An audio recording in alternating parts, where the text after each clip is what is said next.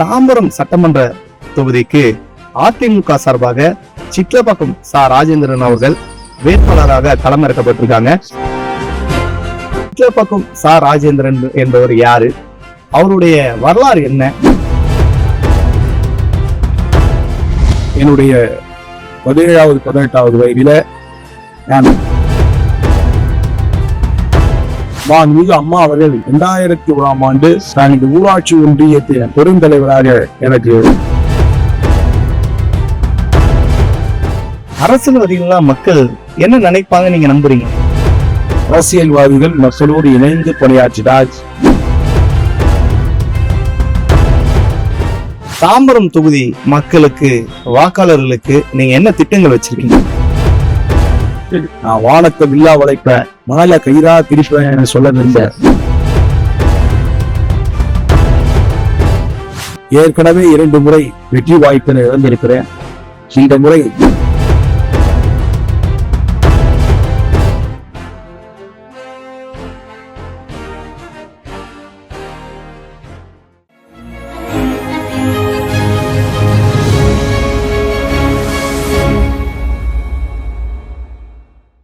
தமிழக சட்டமன்ற தேர்தல் களம் சூடு பிடித்து வரக்கூடிய சூழ்நிலை, பல்வேறு வேட்பாளர்களும் தேர்தல் களத்தில் மும்முரமாக மக்கள்கிட்ட வாக்கு சேகரித்துட்டு இருக்காங்க.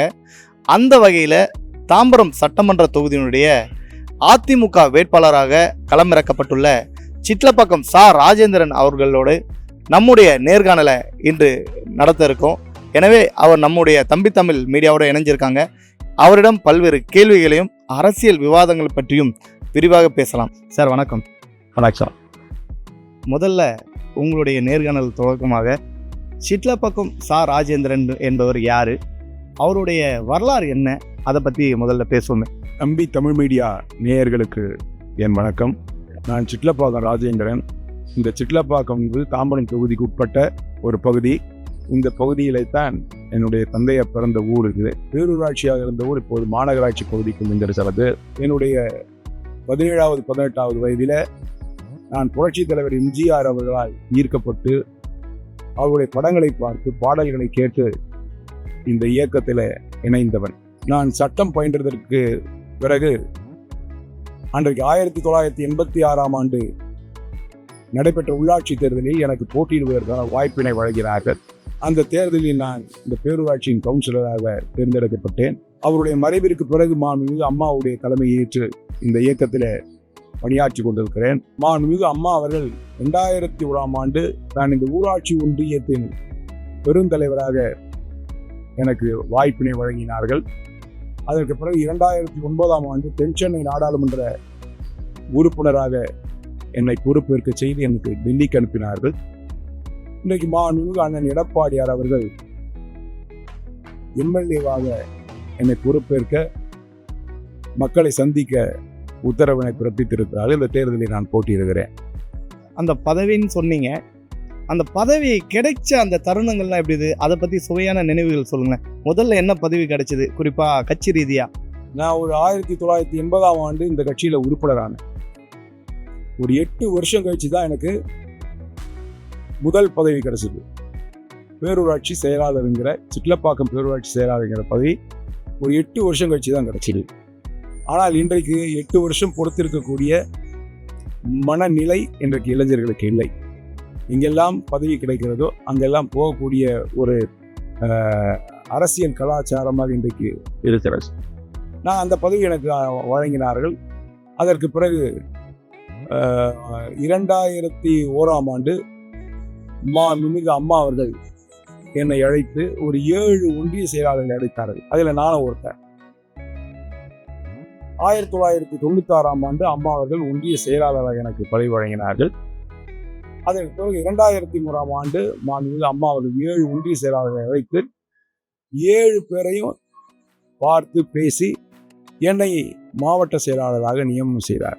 அப்போ கூட என்கிட்ட அம்மா சொன்னது, எனக்கு 39-40 வயசு. அப்போ என்கிட்ட அம்மா சொன்னது, நீ ரொம்ப சின்ன வயசுல பெரிய பதவி உனக்கு கொடுக்குறேன், பெரியவர்களை நீ மதிச்சு நடக்கணும், சின்னவர்களை நீ அரவணைச்சு நடக்கணும்னு சொன்னார். அதன் அடிப்படையில் தான் கடந்த 25 ஆண்டு காலமாக நான் பணியாற்றி கொண்டிருக்கிறேன். அப்போ நீங்கள் பார்த்த பதவிகளோட தொடர்ச்சியாக உங்கள் பகுதியை பற்றி உங்களோட பார்வை எப்படி இருக்குது? 40 ஆண்டுகள் உழைச்சிருந்தாலும் 40 ஆண்டுகளுக்கு முன்னாடி தாம்பரம் சட்டமன்ற தொகுதி எப்படி இருந்தது, இப்போ அதோட வளர்ச்சிகள் எப்படி இருக்குது? மாண்புமிகு அமர டாக்டர் புரட்சித் தலைவர் எம்ஜிஆர் அவர்கள் இந்த தொகுதியினுடைய சட்டமன்ற உறுப்பினர். அப்பெல்லாம் ஏதாச்சும் ஒரு பிரச்சனைன்னா அவர் உடனடியாக இங்கே வந்துடுவார். நான் இப்போ ரொம்ப சின்ன பிள்ளையா இருந்தேன். அவரை நான் பார்த்திருக்கிறேன், ஆனால் பழகியதில்லை.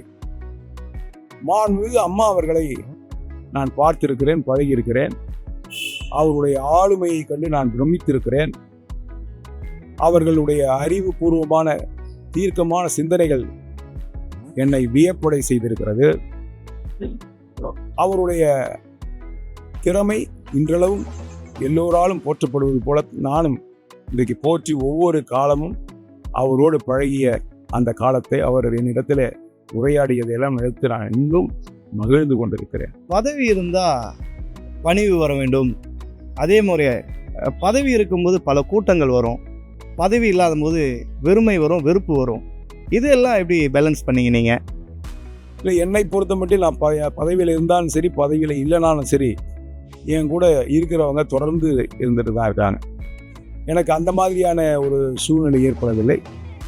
ஓரிரு ஆண்டுகள் நான் பதவியில் இல்லாத காலத்திலே கூட கட்சிக்காரங்களும் என்னை தொடர்ந்து தொடர்பு கொண்டிருந்தார். என்னிடத்தில் எப்பொழுதும் போல் வருவார்கள், அன்பு செலுத்துவார்கள். அப்படித்தான் நான் பழகி வந்திருக்கிறேன். எனவே எனக்கு அது போன்ற ஒரு சிக்கல்கள் நேர்ந்தது இல்லை. ஒருங்கிணைந்த காஞ்சிபுரம் மாவட்டத்தினுடைய மாவட்ட செயலாளர் இருந்தீங்க, இப்போ செங்கல்பட்டு மேற்கு மாவட்ட செயலாளர் இருக்கீங்க. நீங்கள் பல தேர்தலையும் பார்த்துருப்பீங்க, பல அரசியல் ஆளுமைகளையும் பார்த்துருப்பீங்க. இப்போ இருக்க உங்கள் கட்சியினுடைய பொதுச் செயலர் எடப்பாடி பழனிசாமி அவருடைய செயல்பாடு எப்படி பார்க்குறீங்க? நான் மாணவனாக இருந்த காலத்தில் பெங்களூர் வீதியில் சைக்கிளில் போகிறதா டாக்டர் ராமகிருஷ்ண ஹெக்டேவை பற்றி நான் படிச்சிருக்கேன். அப்போல்லாம் இது மாதிரி ஒரு எளிமையான முதலமைச்சர் நம்ம தமிழ்நாட்டுக்கு கிடைக்க மாட்டாரா என்று ஏங்கியது உண்டு. இன்றைக்கு அப்படிப்பட்ட முதலமைச்சராகத்தான் நான் அண்ணன் எடப்பாடியார் அவரை பார்க்கிறேன். ஏன்னு சொன்னால், எனக்கு தெரிஞ்ச எத்தனையோ முதலமைச்சர்களை நான் கேள்விப்பட்டிருக்கிறேன், பார்த்திருக்கிறேன். ஆனால் அப்பாயின்மெண்ட் இல்லாமல் சந்திக்கக்கூடிய ஒரே முதலமைச்சராக அண்ணன் எடப்பாடியார் அவர்களை பார்க்கிறேன். நாங்களாம் பல நேரங்கள் அவரை பார்க்க போனது உண்டு. எங்களை எல்லாம் ரொம்ப நேரம் காக்க வைக்க மாட்டார். அதிகபட்சமாக ஒரு 20 நிமிஷம், அரை மணி நேரத்தில் எங்களை கூப்பிட்டு பார்த்துருவாரு. என்ன விஷயம் கேட்பாரு, எங்களுடைய பிரச்சனைகளை சொல்வோம். உடனடியாக ஒன்று தீர்வு கிடைக்கும், இல்லை இது சாத்தியப்படாது தம்பி என்று சொல்லி அனுப்பிவிடுவார். எனவே அவர் நேரடியாக வெளிப்படையாக பேசக்கூடிய ஒரு தலைவர். அது மட்டும் இல்லாமல் எளிமையான தலைவர். இன்றைக்கு இந்த காலத்திற்கு ஏற்ற தலைவர், ஒரு வித்தியாசமான தலைவர். பொய் கிடையாது, போலித்தனம் கிடையாது.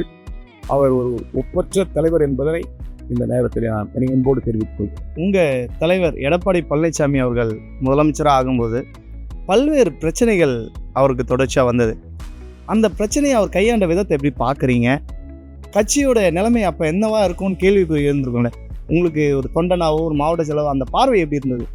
மாண்புமிகு அம்மா அவர்கள் மறைந்ததற்கு பிறகு எங்களுக்கெல்லாம் ஒரு அச்சம் ஏற்பட்டது, உண்மைதான். ஆனால் அதற்கு பிறகு மாண்புமிகு அண்ணன் எடப்பாடியார் அவர்கள் பொறுப்பேற்றார்கள். திறம்பட இந்த இயக்கத்தை வழிநடத்தினார்கள். கட்சியின் சார்பாக பல்வேறு சோதனைகள், ஆட்சியிலே பல்வேறு விதமான பிரச்சனைகள், இரண்டையும் அவர் திறம்பட கையாண்டார்கள். அவருடைய ஆட்சி காலத்தில் தான் 45,000 போராட்டங்களை அவர் எதிர்கொண்டார். எல்லா போராட்டத்தையும் அவர் அனுமதித்தார். எனவே அதனை எதிர்கொள்ளக்கூடிய ஒரு திறமையான முதலமைச்சராக தன்னை அவர் மற்றவர்களுக்கு உணர்த்தினார். எனவே அவர் ஆட்சியையும் திறம்பட நடத்தினார், கட்சியையும் திறம்பட நடத்தினார். அதனுடைய விளைவாகத்தான் இன்றைக்கு ஒரு ஆளுமை மிக்க தலைவராக அம்மா அவர்களுக்கு பின்னால் இன்றைக்கு அவதரித்திருக்கிறார். குறிப்பாக அரசியல் எனும்போது பல்வேறு சலசலப்புகள் இருக்கும் அரசியல்னாவே. அந்த வகையில் ஏன் அதிமுகவை நீங்கள் தேர்ந்தெடுத்தீங்க? என்ன காரணம்? புரட்சித் தலைவர் எம்ஜிஆருடைய காலத்திலே தான் நாங்கள் அரசியலுக்கு வந்தோம். அப்பொழுது இளைஞர்கள் புரட்சித் தலைவரால் ஈர்க்கப்பட்டு ஆயிரக்கணக்கான இளைஞர்கள் அனைத்து இந்திய அண்ணா திராவிட முன்னேற்ற கழகத்தில் இணைந்தார். புரட்சித் தலைவர் என்பவர் என்னை பொறுத்த மட்டும் ஒரு அவதார புருஷர். அவருடைய பாடல்கள் எங்களுக்கெல்லாம் அந்த காலத்திலே ஒரு பாடங்களாக அமைந்தன. அவருடைய வேடங்கள் எல்லாம் எங்களுக்கு வேதங்களாக நாங்கள் பார்த்தோம். அந்த வகையில தான் அனைத்து இந்திய அண்ணா திராவிட முன்னேற்ற கழகத்தில் இணைந்தோம். 45 ஆண்டு காலம் ஒரே இயக்கத்தில் தடம் மாறாமல் தடுமாறாமல் இன்றைக்கு பணியாற்றி கொண்டிருக்கிறோம். ஒரு அரசியல்வாதியா அரசியல்லாம் என்ன, அதை ஒரு பார்வையா கொஞ்சம் மக்களுக்கும் அரசியலுக்கு வரவங்களுக்கும் சொல்ற மாதிரி ஒரு விஷயத்த சொல்ல முடியுமா? அதாவது தூரத்துல இருந்து பார்க்கறதுக்கு அவர்கள் எதிர்கொள்ளக்கூடிய சிரமங்கள் தெரியாது. ஆனால் அவர் அரசியல்வாதியாக இருக்கக்கூடியவர்களுக்கு தான் எவ்வளவு சிரமங்கள் இருக்கிறது என்பது தெரியும். எங்களால் சரிவர குடும்பங்களை கவனிக்க முடியாது, எங்களுடைய பிள்ளைகளோடு நேரத்தை செலவழிக்க முடியாது, நாங்கள் விரும்புகிற காரியங்களை மேற்கொள்ள முடியாது. நான் கடந்த 25 ஆண்டு காலமாக சினிமாவுக்கு போனதில்லை, ஸ்டார் ஓரில் போனதில்லை, மக்களோடு மக்களாக பணியாற்றி கொண்டிருக்கிறோம். மிகுந்த ஒரு பல்வேறு விஷயங்களை துறந்து விட்டு தான் அரசியல்வாதியாக இருக்க முடியும். நான் சொல்லக்கூடிய அரசியல்வாதி என்பது உண்மையான அரசியல்வாதி. எனவே வெளிப்படைத்தன்மை கொண்ட அரசியல்வாதிகளுக்கு நிச்சயம் ஒரு மரியாதை. வீட்டை எப்படி பேலன்ஸ் பண்ணுவீங்க? பசங்களுக்கு பதில் சொல்லணும், பசங்களோட அன்பு பாசம் எவ்வளோ விஷயங்கள்லாம் இருக்கும். உண்மைதான், எனக்கெல்லாம் பேர பிள்ளைகளோட நேரத்தை செலவழிக்க முடியவில்லையே என்கின்ற ஒரு ஆதங்கம் உண்டு. இருந்தாலும் கூட நாம் விரும்பி ஏற்றுக்கொண்டிருக்கக்கூடிய இந்த துறை நாம் சிறப்பாக பணியாற்ற வேண்டும். எங்களுடைய பொதுச் செயலாளரிடத்துல நல்ல பேர் எடுக்கணும். நம்மளை நம்பி வரக்கூடிய கட்சிக்காரர்கள் மீது அளவற்ற அன்பு கொண்டவன் நான். எனக்கு அவரிடத்துல நல்ல பேர் இருக்கா. தாம்பரம் தொகுதி மக்களுக்கு, வாக்காளர்களுக்கு நீங்க என்ன திட்டங்கள் வச்சிருக்கீங்க? தாம்பரம் தொகுதிங்கிறது புறநகர் பகுதி. இங்கே குற்றங்கள் நிகழாத வண்ணம் ஆங்காங்கே சிசிடிவி கேமராக்களை அமைக்க வேண்டும் என்கின்ற எண்ணம் எனக்கு இருக்கிறது. இன்றைக்கு பள்ளி கல்வித்துறையில அதனுடைய தரத்தை உயர்த்த வேண்டும் என்கின்ற எண்ணம் எனக்கு இருக்கிறது. இங்கே இருக்கக்கூடிய பெண்கள் மேம்பட வேண்டும், அவருடைய வாழ்க்கை செம்மை உற வேண்டும் என்கிற அடிப்படையில் பல சுய தொழில்களை அவர்கள் மேற்கொள்வதற்கு நிச்சயம் நான் என்னாலான முயற்சிகளை மேற்கொள்வேன். இன்றைக்கு 2 தடவை நான் இந்த தொகுதியில், இந்த மாவட்டத்தில் 2 தொகுதிகளில் நின்று நான் வெற்றி வாய்ப்பு இழந்திருக்கிறேன். இந்த முறை நீங்கள் எல்லாம் என்னை கண்டிப்பாக வெற்றி பெற வைப்பீர்கள் என்கின்ற நம்பிக்கை எனக்கு இருக்குது. நான் வானத்தை வில்லா வளைப்பேன், மணலை கயிறா திரிப்பேன்னு சொல்ல விரும்பலை. ஆனால் நீங்கள் என்னை வாக்களித்து எம்எல்ஏ வாக்கினீங்கன்னா ஒரு நல்ல சட்டமன்ற உறுப்பினருக்கு வாக்களித்தோம் என்கின்ற மன நிறைவினை உங்களுக்கு என்னால் கொடுக்க முடியும். உங்களுடைய பாராட்டுக்குரியவனாக உங்களுக்கு நீங்கள் எண்ணி பெருமைப்படும்படியான ஒரு சட்டமன்ற உறுப்பினராக நிச்சயம் பணியாற்றுவேன். உங்களுடைய இல்லங்களில் இருக்கக்கூடிய சகோதரனாக, உங்களுடைய அண்ணனாக, தம்பியாக, உங்களில் ஒருவனாக உங்களுடைய பிரச்சனைகளுக்காக உங்களுடன் இருந்து நிச்சயம் போராடுவேன், சிறப்பாக பணியாற்றுவேன் என்று அன்போடு தெரிவித்துக் கொள்கிறேன். நீ ஒரு சட்டமன்ற உறுப்பினராக என்னை உருவாக்கும் பட்சத்தில் ஒரு எம்எல்ஏவை நீங்கள் தேடி வருகின்ற நிலைமை மாறி உங்களை தேடி வரக்கூடிய ஒரு எம்எல்ஏவாக நான் நிச்சயம் பணியாற்றுவேன். இன்னைக்கு தாம்பரம் தொகுதியிலே 3 மண்டலங்கள் இருக்கிறது. மண்டலம் வாரியாக சட்டமன்ற அலுவலகம் ஏற்படுத்தப்படும். உங்களை தேடி வரக்கூடிய ஒரு சட்டமன்ற உறுப்பினராக நான் நிச்சயம் பணியாற்றுவேன். ஏற்கனவே 2 முறை வெற்றி வாய்ப்பினை இழந்திருக்கிறேன். இந்த முறை எனக்கு நீங்கள் ஒரு நல் வாய்ப்பினை வழங்குவீர்கள் என்கின்ற நம்பிக்கை எனக்கு இருக்கிறது. உங்களில் ஒருவனாக உங்களுக்காக நான் நிச்சயம் பணியாற்றுவேன். இந்த அற்புதமான சின்னமான இரட்டை இலை சின்னத்திற்கு நீங்கள் வாக்களிக்க வேண்டும். அதன் வாயிலாக உங்களுக்கு பணியாற்ற எனக்கு ஒரு நல்ல வாய்ப்பினை வழங்க வேண்டும் என்று உங்களை அன்போடு கேட்டு வணங்குகிறேன். இன்றைய நேர்காணல் என்பது பல்வேறு ஆக்கப்பூர்வமான வார்த்தைகளை அரசியல் களத்தில் நீங்கள் சந்தித்தவையும் சறுக்குவைகள் பற்றியும் பேசினீர்கள். உயர்வான நேரத்தை தேர்தல் பிரச்சாரத்துக்கு மத்தியில் தம்பி தமிழ் மீடியாவுக்கு வழங்கி இந்த ஒரு நேர்காணலை அமைச்சு கொடுத்தமைக்கு மிக்க நன்றி சார். உங்களுடைய எண்ணமும் உங்களுடைய உழைப்பும் வெற்றியடைய என்னுடைய வாழ்த்துக்கள். நன்றிகள் சார். நன்றி, வணக்கம். தொடர்ந்து அடுத்த வேட்பாளரை சந்திக்கும் வரை உங்களிடமிருந்து விடைபெறுவது உங்கள் மகேஷ்.